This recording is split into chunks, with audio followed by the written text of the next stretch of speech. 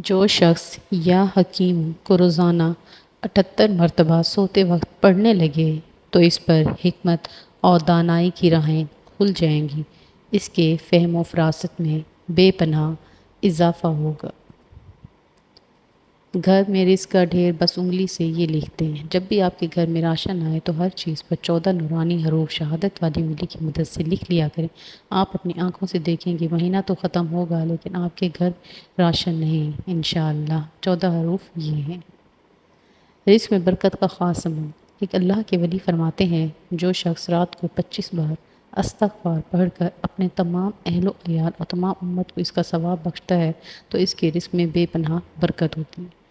اے اللہ، جو میرے مقدر میں نہیں لکھا اس کی کوشش اور تمنا میں مجھے مبتلا نہ کرنا، اور جو میری تقدیر میں لکھ دیا ہے اسے میرے لیے آسان کر دینا۔ اے ایمان والو، اللہ سے ڈرو اور اس کی طرف وسیلہ تلاش کرو اور اس کی راہ میں جہاد کرو تاکہ تم کامیاب ہو جاؤ۔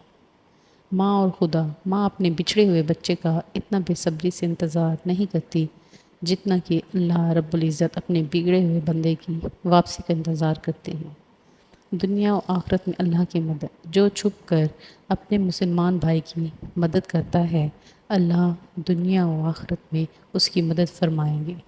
رسول اللہ صلی اللہ علیہ وآلہ وسلم نے فرمایا، جب تم 3 آدمی ساتھ رہو تو تم میں سے 2 آدمی تیسرے کو اکیلا چھوڑ کر باہم کھانا پھوسی سرگوشی نہ کریں کیونکہ یہ اسے رنج و غم میں مبتلا کرتا ہے۔